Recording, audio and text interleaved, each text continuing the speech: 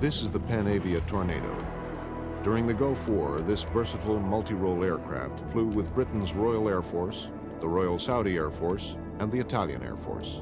Tornadoes were assigned some of the most dangerous missions of the war, attacking heavily defended airfields in Iraq and occupied Kuwait.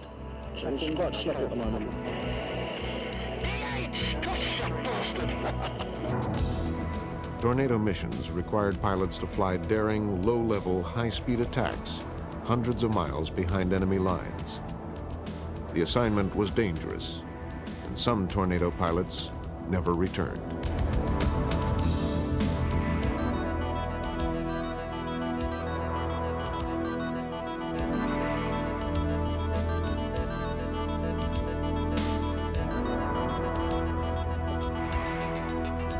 In 1972, the British Aircraft Corporation joined forces with West Germany's Messerschmitt Bölkel-Blohm and Air Italia to form the Panavia Consortium. Together, the top aerospace technicians of the three countries created a two-seat variable geometry airframe adaptable to nearly every combat mission. Panavia fitted their new jet with a full complement of computerized systems. A powerful radar was installed in a high-level interceptor version of the Tornado. A navigation and attack computer allows the plane to fly as a deep interdiction fighter-bomber. The Tornado's twin engines and swing wings give it power and flexibility. The basic airframe was deliberately designed to be adapted to different roles, much like the U.S. Navy's multi-purpose A6.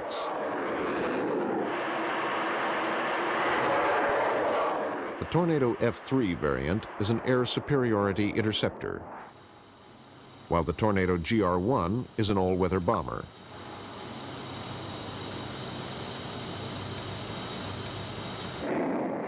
The GR1 can fly at 600 miles per hour, 200 feet above the ground. But standard Tornadoes aren't equipped with laser target designators, essential equipment for dropping precision bombs. A new version of the Tornado fitted with a laser designator was rushed into service during the Gulf War. It flew alongside an equally new variant, the Tornado GR1A. The GR1A is an all-weather reconnaissance plane that was used extensively to hunt for Scud missile sites. This is an electronic countermeasures EW jamming pod designed to confuse enemy hostile radars. And then further to the right, this is not a bomb. This is in fact a 2,250-litre fuel tank, which will extend our range, and we carry two of these.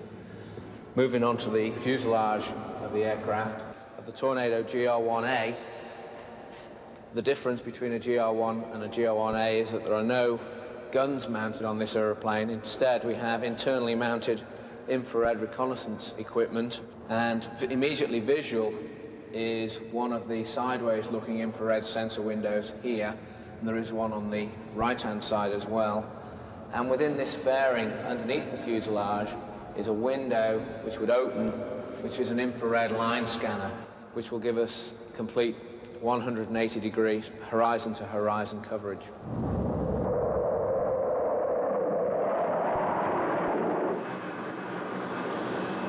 Britain's Royal Air Force is the principal operator of the airplane. But at one time or another, virtually all Tornado pilots have flown together during NATO training missions. Generally, these missions involve Tornado F3s flying combat air patrol, while Tornado GR1s practice low-level, high-speed strikes. But when the Gulf War erupted, GR1 pilots had to adapt quickly to a dangerous new environment. One thing that helped ease the learning curve was the close-knit relationship of Tornado crews. Like the teams who fly F-111s, Tornado pilots and bombardier navigators develop bonds that help them surmount daunting obstacles. When Kuwait was overrun by Iraq, Tornado pilots and the rest of the British Expeditionary Force found themselves facing the greatest challenge of their careers. They were deployed to the Gulf on August 9, 1990, less than a week after the invasion.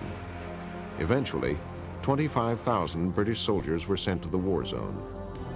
Britain's Royal Air Force contributed 135 aircraft, including 18 Tornado F-3 fighters, 12 Buccaneer bombers, 12 Jaguar fighter bombers, and 46 Tornado GR-1 attack and reconnaissance planes.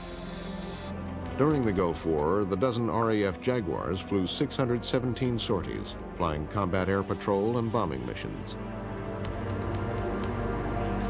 To camouflage their aircraft in the new battleground, the RAF changed the color of their planes from European green to desert pink.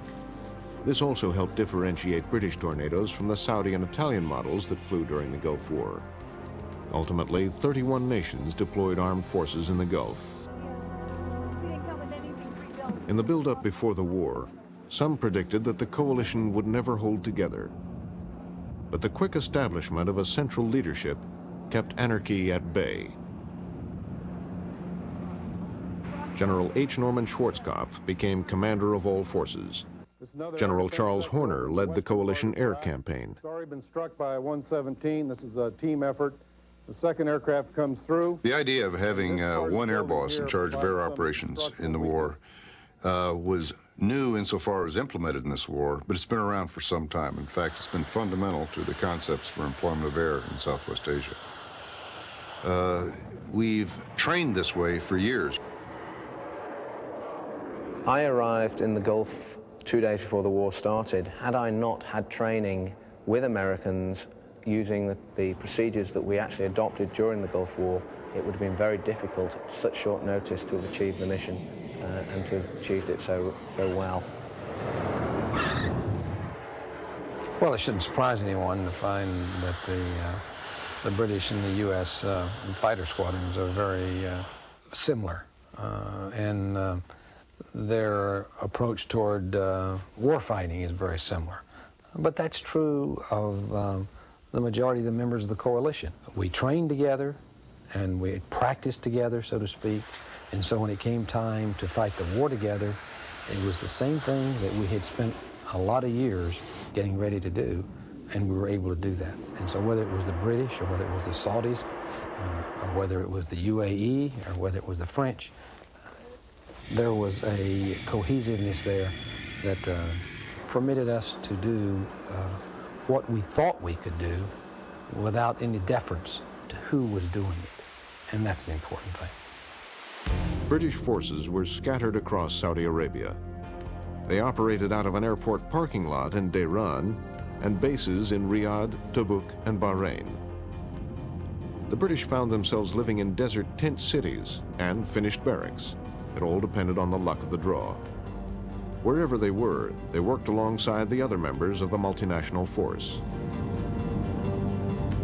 This included some 425,000 Americans and 137,000 troops from Saudi Arabia, Oman, Qatar, the United Arab Emirates, and Bahrain, as well as 7,000 troops who escaped from Kuwait after the Iraqi invasion. Pakistan, Czechoslovakia, Canada, Bangladesh, Syria, Argentina, Senegal, and Sierra Leone also sent in men, planes, and ships. Italy sent in 10 of its Tornadoes to fly air superiority missions. Altogether, more than 695,000 soldiers from around the globe were sent against the Iraqi army, which numbered close to 1 million. The Royal Saudi Air Force flew both Tornado interceptors and bombers. Mirage F-1s were flown by both friends and foes. F-1s from Qatar joined F-1s from the Free Kuwait Air Force, which flew with the Saudis. I read stories about how the Saudis were not going to perform well.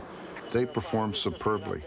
I remember one tornado mission, the guy had to cut a runway. He put every one of his bombs right down the center line of the runway. Certainly the example where the two Mirages were coming towards the oil fields and the Saudi flight lead rolled out right behind them. AWACS gave them a vector. So the idea that one kind of Air Force is not as good as another Air Force is really not true.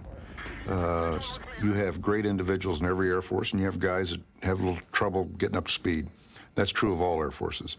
The key on how well an Air Force performs is how well your intelligence is and how well your command and control works. In this case, I think we had superb support from both.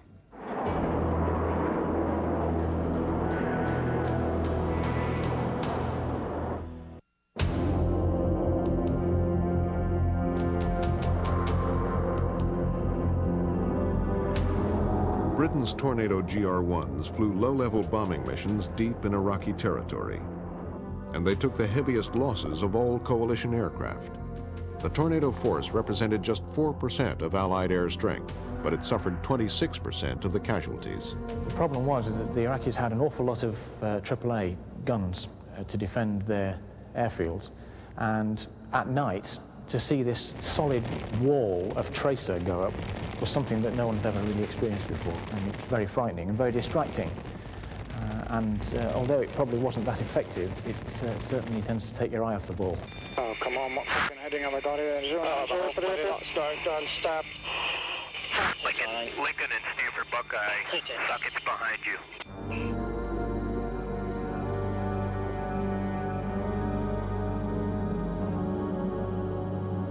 The Tornado suffered a lot of losses than some of the other aeroplanes, partially due to the nature of some of the sorties we were flying, and also we had a fair degree of bad luck as well. If you haven't got luck with you, then obviously you're not going to survive. Well done, Benny. Toss them all in? Yeah. Excellent. Well done. Yeah, make a big bang.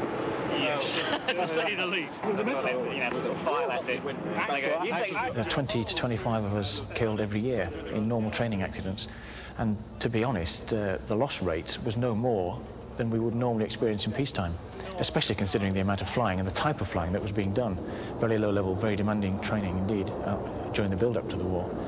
So losing friends is something that's not new. It's something that we are used to. I mean, it never comes very easy, but it's something that's not that unusual. 5 Tornado pilots were killed in action. Another 7 were captured by the Iraqis and held as prisoners of war. Fortunately, the war was short. By March 1991, all Allied PO'd up to friendly forces. Another problem facing the RAF and all coalition pilots was the unusually poor weather in the Middle East. As any pilot will attest, things can get tricky when you're flying at night. The weather was not beautiful desert, clear blue sky weather. There were a number of thunderstorms and with great turbulence. Now, because this aeroplane is only a very small aeroplane, and it only carries a limited amount of fuel, all our operations involved air-to-air refueling or tanker aircraft. On some nights, we were actually tanking in very, very nasty thunderstorm and electronic storm weathers, where the aeroplanes were being buffeted around quite significantly. And all the pilots, to a man, did extremely well and to be able to make contact with the tanker aircraft and take the fuel. But the major safety threat was still Iraq's surface-to-air missiles and anti-aircraft guns. So after losing 5 planes in the first week, Tornadoes were sent to higher, safer altitudes. The RAF claimed this was done not because of the high loss rate, but because air superiority had been so quickly achieved that Tornadoes no longer needed to bomb airstrips. But the fact remains that although the Tornado is a versatile airframe, it was not designed for medium-level bombing, nor had its crews ever trained for that mission. 3, 2, 1. Should see an impact soon. Wrong. Impact is. Right, moving up the runway. Dropping laser-guided bombs from medium altitudes was new to GR-1 pilots, who specialized in delivering their unguided JP-233 runway denial munitions from treetop level. But laser-guided bombs were also capable of blowing holes in Iraqi airstrips.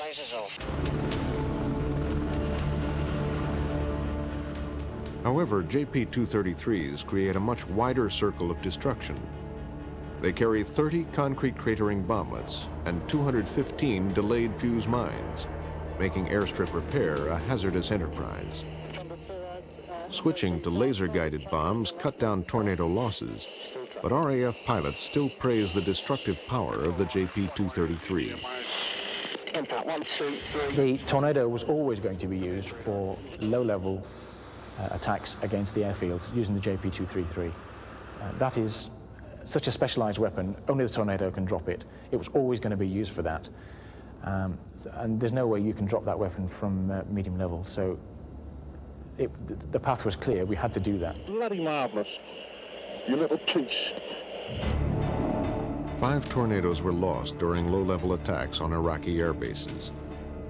But although the bombers were sent to higher levels, the 6 reconnaissance Tornadoes continued to fly high-speed, low-level missions for the duration of the war, without a single loss.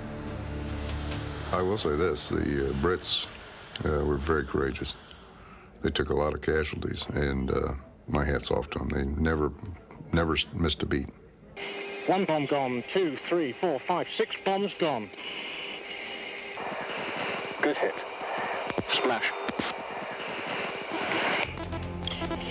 I'm still tracking it, still tracking it, still tracking it, still tracking it, still tracking it, still tracking it. Happy. Bomb's gone. Happy.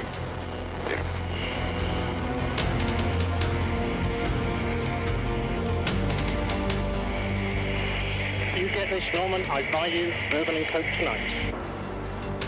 The first Tornado GR-1 fighter bombers sent to the Gulf weren't equipped with built-in laser designators. So the RAF sent over a dozen Buccaneer bombers armed with pave-spike laser designators to mark targets for Tornadoes. GR-1s carrying paveway laser-guided bombs flew in 3 ships of 2 Tornadoes and 1 Buccaneer. Buccaneer navigators called the shots. I'll be stopping the turn, mate. Okay, fine. Drink it right and then left. Drink it right and left. Yeah, whatever you can to hold it. We're nearly over. I was sent to the Gulf 3 weeks into the war, actually, because I was involved in a new project which was just coming into service at the time, which was a new laser designation pod. And it was still under development at the time. So before we could take it out there, we had to actually develop it and get it fit to work and prove it worked before we deployed. Okay, laser fire now. TILE stands for Thermal Imaging and Laser Designation. It was an experimental system rushed into service for the Gulf War. 5 Tornadoes were modified to accept the tiled pod. Coconuts. Tiled was successful, though as with every new weapon system, problems did arise. Laser's not firing. Laser's not firing. Laser not firing, you piglet. Fire. Because when you're fighting from the air, you don't actually see much of the enemy. In fact, you don't see them at all. Even when you can see the targets you're bombing, you don't actually see people, especially when you're bombing from medium level. So you don't actually get the impression that you're fighting anybody at all. In training, we practice against targets, just airfields or buildings out and around. And to a large extent, flying the war missions was exactly the same. It didn't feel any different, except for the fact that there was lead coming flying up at me every now and again. Want to get out of here? Yeah, if you're right. I didn't actually feel anything directly for or against the Iraqis. They were just the target, the job we had to do. It's not like a soldier who gets more deeply involved and actually has the fight going on all around him. Yeah, I can see. It's pretty bloody close, if not dead on. All the targets which were used during the precision bomb phase were all military targets, whether they be hardened air shelters or ammunition bunkers. They were all designed to prevent the Iraqi war machine from operating effectively.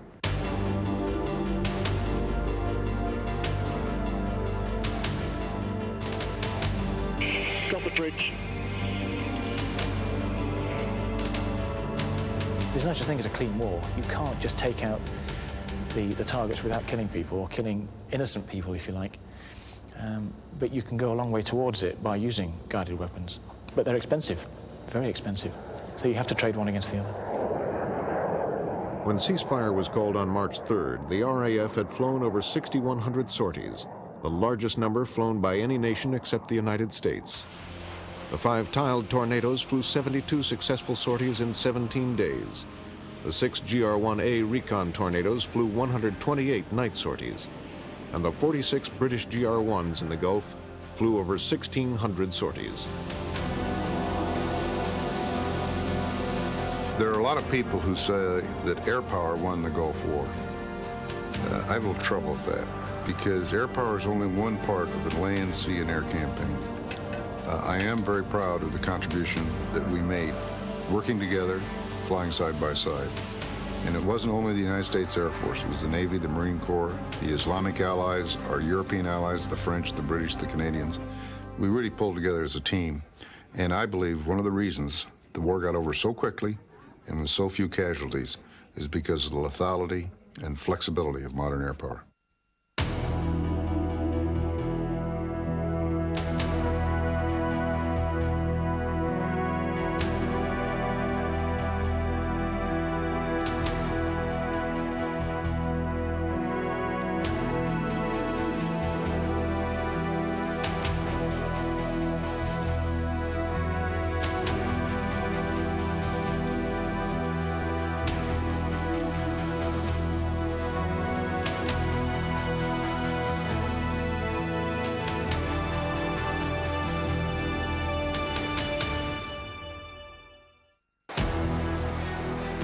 The U.S. naval buildup during the Gulf War was the largest such mobilization since World War II. 6 carrier battle groups massed in the Middle East, and the decks of those carriers roared non-stop. The sleek F-14 Tomcats were perhaps the best-known planes on board, and Marine AV-8 Harriers were the other stars of the deck.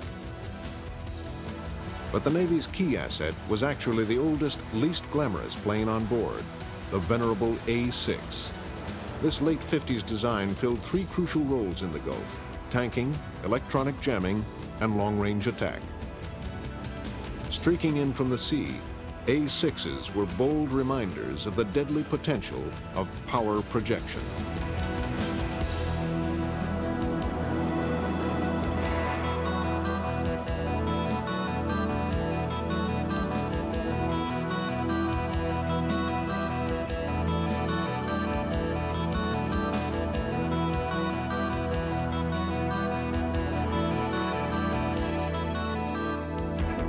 A-6s have rolled off Grumman Aerospace Corporation assembly lines since the late 1950s. Over the years, the plane has gone from vacuum tubes to microcircuits. It was designed to fly in all weather conditions, both as a Marine close air support plane and a Navy long-range medium bomber. Flying complicated bombing missions requires a 2-man crew. As with F-111s, which fly similar missions, 2 aviators sit side by side, pilot on the left, bombardier navigator on the right. The first A-6A Intruder was delivered to the Navy in 1963. Soon, A-6s were being mass-produced and flying directly into frontline combat in Vietnam. During the Vietnam War, the Navy's new attack plane underwent years of brutal field testing.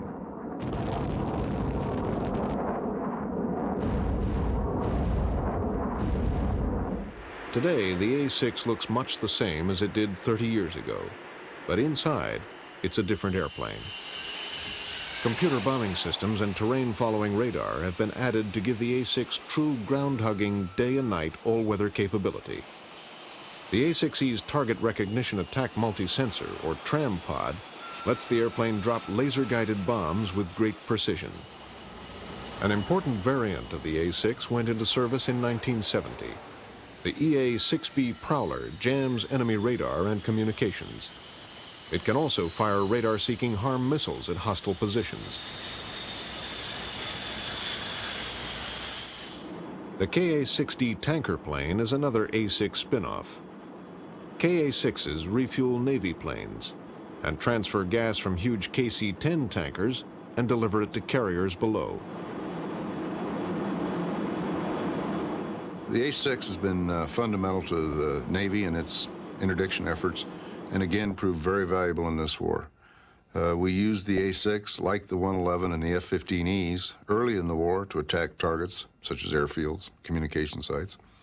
And then later we used them with precision munitions and also CBUs against troops in the field in Kuwait.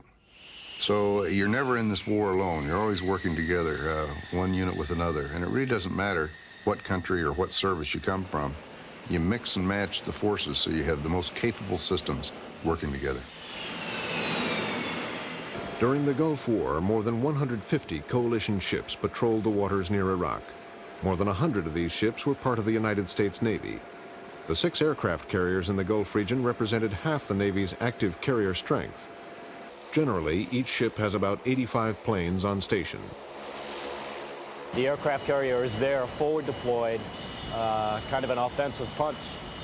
and it provides us with some very unique opportunities. The A6 has got a unique mission, and one, that there's 2 aviators in it. We can deliver those smart weapons. We can carry an enormous amount of ordnance, and even know that there's Air Force aircraft that can carry more than we can. Because we're forward deployed and we can go to places that they can't, it gives us an opportunity to go out there and strike if we need to, and gives us that opportunity that it just can't be equaled with any other aircraft. The Gulf War gave the Navy yet another opportunity to prove the worth of power projection. When Operation Desert Shield became Desert Storm, Navy and Marine pilots flew alongside the U.S. Air Force and the rest of the coalition air wing in strikes across Iraq and Kuwait. Few intruder crews had previous combat experience. In fact, most A6 pilots were younger than their planes. I'm gonna beep it up. Stand by for attack. Roger. Good attack symbology. Lasers on. I'm in auto. 9 miles. 1 minute to release. The hard part about combat is that you don't know how you're going to react. When you see that situation, it's not a game anymore, and that can be very scary. When you get to that case where it's not a simulator, but it's actually a real missile, or it's not, you know, a simulation, it's actually AAA, you've got real bombs on you and people are trying to shoot at you to kill you, that's when you really wake up and say, hey, if I have not studied, if I have not prepared, you know, am I really going to be ready? You don't know until you get to that situation. And I think if you ask them deep down truthfully, hey, did you have doubts? I'm sure every single guy had doubts. If they said they didn't have doubts, they're lying to you. Stand by. Here they go. Good steering, man. Give me good steering. Easy. Here they go. I'm in designate. Get designate. There it is. Easing the turn. Flashing. No impact point. You guys, steady. Everything's steady. It's gone. It's gone. Keep going. Pull it around left. Aircraft carriers are floating cities where space is at a premium and all operations serve the needs of the flight deck. Deck activity is always frenzied, but never more so than during wartime, when pilots, sailors, and aircrew work exhausting shifts with little regard for the rise and fall of the sun. Carrier life is extremely regimented, and for good reason. Standing in the wrong place at the wrong time can be fatal. The noise on deck is deafening. Crewmen communicate with hand signals, intercoms, and headsets. Shirt colors quickly let you know who does what. Blue shirts keep planes from rolling off the flight deck. Red shirts handle bombs, rockets, and ammunition. Below the deck, they ready the weapons that pilots take into battle. An accident here can cripple a ship, so every action is checked and double-checked. In wartime, though, the pace can be exhausting.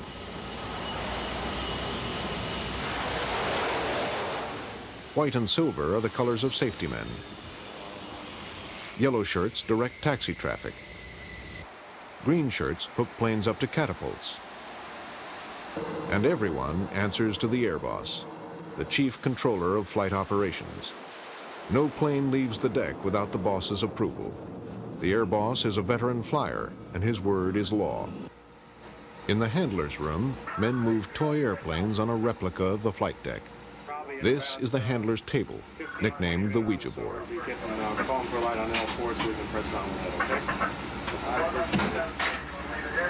The Ouija board tells the traffic, fuel, ordnance, and safety men the status of every plane on the ship.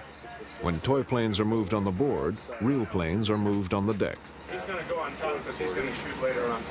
Once in the air, pilots are handed over to the Carrier Air Traffic Control Center, a dark chamber in the bowels of the ship. Non-stop electronic communication keeps crews in touch with their mother ships. Combat missions can be taxing, but Navy pilots seem to unanimously agree that landing a plane on a carrier deck in bad weather is far more frightening. I had one where we were manning up on the carrier. It was about 11:30 at night, very, very dark, raining cats and dogs, and there was a thunderstorm that for some reason was centered right on top of the ship, and somebody said on the radio, oh, it's not that bad, it's going to pass here in a second. And I'm looking around at these cats and dogs coming down to the flight deck thinking, what are we doing, you know? And I was scared. I mean, I was scared.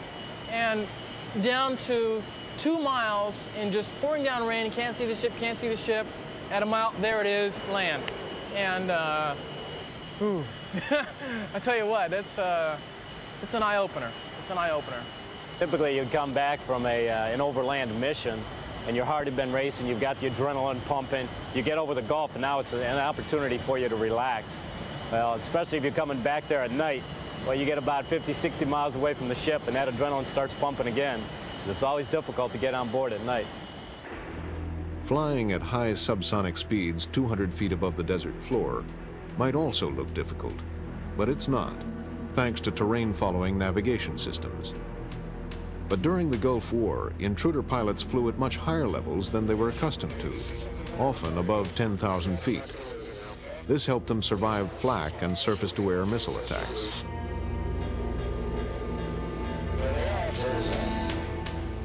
I'm sure every guy that's in this hangar can tell you there were times where he saw a missile coming up, and you don't know for sure if it's guiding on you or not. You're going to be able to pick up that missile visually, and you don't have a choice to take the chance of whether or not it's guiding. You're going to have to maneuver to defeat it. And the same thing with the AAA. Another bomb's going off. AAA there, AAA down below. Roger. Man, that's a lot of AAA down there now. A good buddy of mine in VA-65 was hit with AAA one day when I was flying. We went and rendezvoused on his airplane and basically did an airborne checkout to see how much damage there was. There ended up being a hole in his wing about the size of a large chair that you could slide through.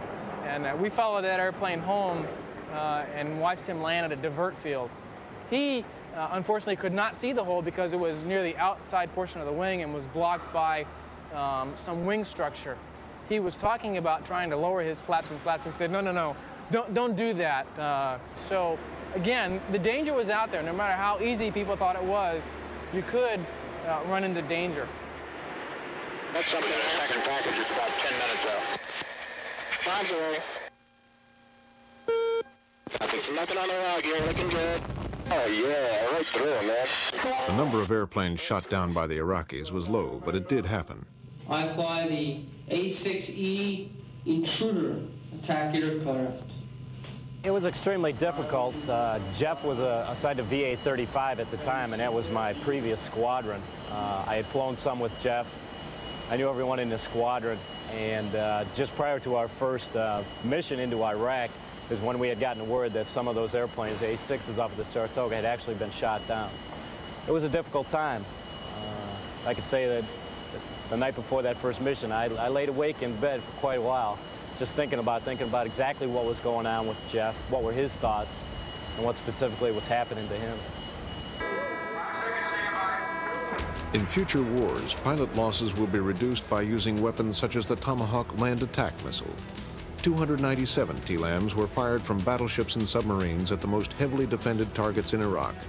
At least 2 were shot down, but the rest flew some 600 miles at heights as low as 100 feet before hitting targets smaller than a garage door. TLAMs are the metallic face of modern warfare.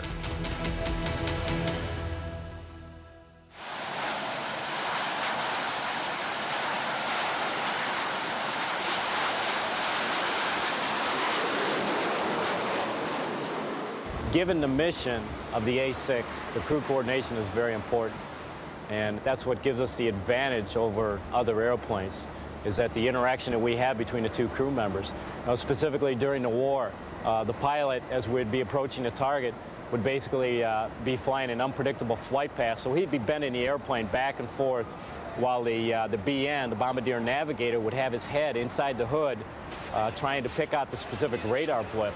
As the pilot's doing that lazy maneuvering back and forth to evade the radar systems that are on the ground, he's looking for the missiles, he's looking for the AAA, and then the BN is sweetening up the targeting solution. And then there has to be good crew coordination, talking back and forth, the status of the system, where the threats are, what you're actually seeing out there. When the BN hands off from the radar to the FLIR, that he does have a good track, he's got good laser indications, that the pilot's got good indications on his screen that he's releasing the weapons, and then as they're coming back off target again, that both crew members have their eyes outside the cockpit, they can talk back and forth, pick up the threats, maneuver the airplane to keep them out of harm's way. You see anything on the FLIR? I can see something hard. All right, let's go for it. There we go, rolling in. Where you fly with one other guy, primarily, you get to the point where you can communicate using mic clicks and glances and not have to verbalize. It becomes very, very close, very, very coordinated. And that's what makes this airplane special, and that's what makes it work so well.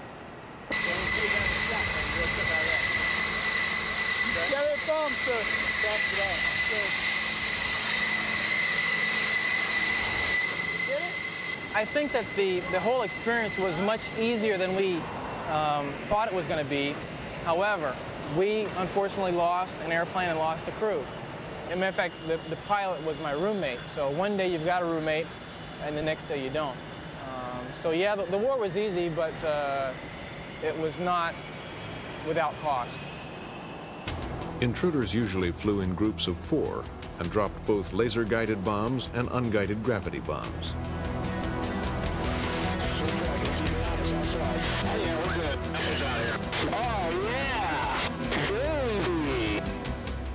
Laser-guided bombs were the weapons of choice, but poor weather over Iraq often made it impossible for laser designators to lock onto targets. On poor weather days, A6Es dropped cluster bombs and other unguided munitions. Okay, come in the 237 on the heading, Roger. Pickling just to make sure we got them off. Roger, right on the honeycomb that we were talking about going for. They're still dropping. Roger that. See how we do here. Oh, yeah. A little bit short, not bad. Nice picture. Yeah, nice picture, though. I'm going to leave it on there for a... Uh-oh. What do you got? Barrage fire, right around 15 grand. Roger.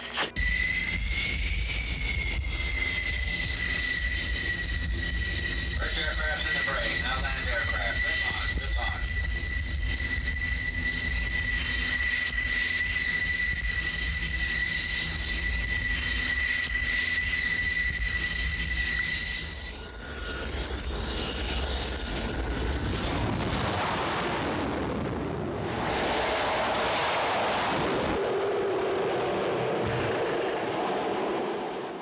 Intruders were also sent out to stop Iraqi naval vessels carrying anti-ship missiles and sea mines. Those things are difficult because they're moving targets. It's not like a land target that you say, hey, I know where it is today, I know where it's going to be tomorrow. And because they're constantly moving, they're difficult to find and they're difficult to attack.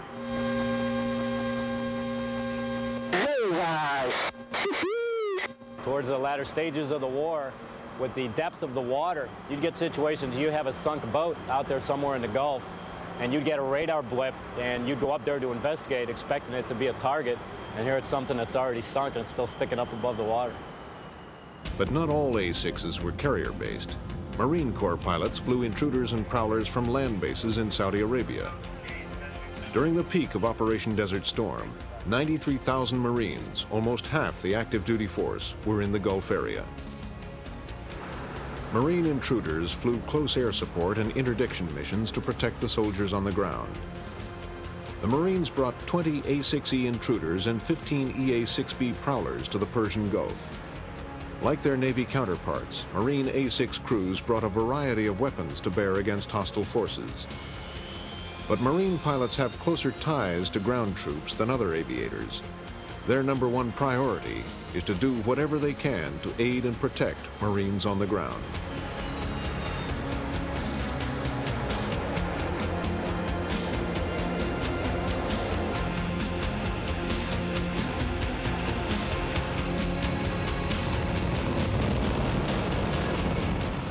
But whether flying from land or sea, A6s proved that an old design is not necessarily an outdated design. I think the reputation that we have, the capability that we have with this airplane is just superb. Everybody here in this hangar, though, would tell you that they'd like a replacement for the A6. It is old. It's been around since the early 1960s. And they've done a good job with improving it, you know, the internal systems, changing the software, giving us additional capability. But to have some things such as stealth technology, other technology to the internal components would only make us more survivable.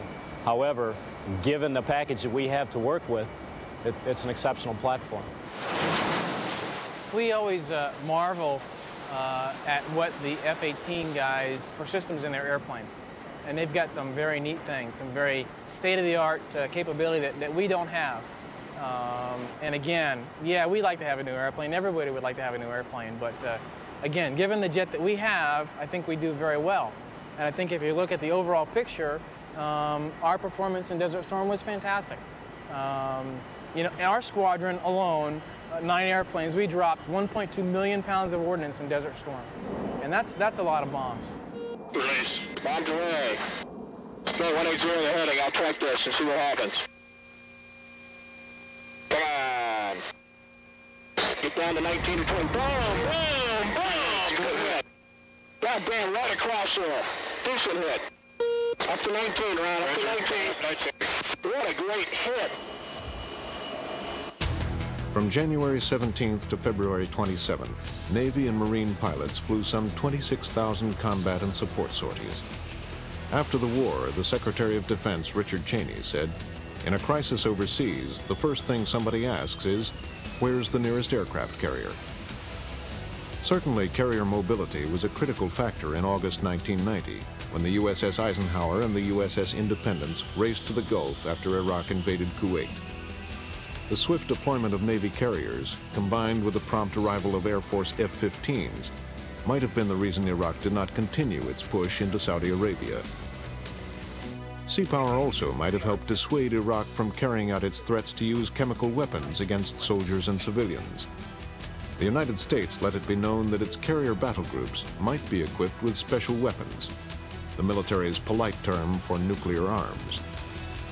It is unlikely that the coalition would have permitted the use of nuclear weapons in the Gulf. But if thousands of Arabs, Israelis, and Americans had died in a nerve gas attack, opinions could have changed.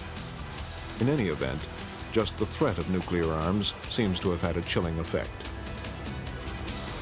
Aircraft carriers let the United States quickly respond to crises.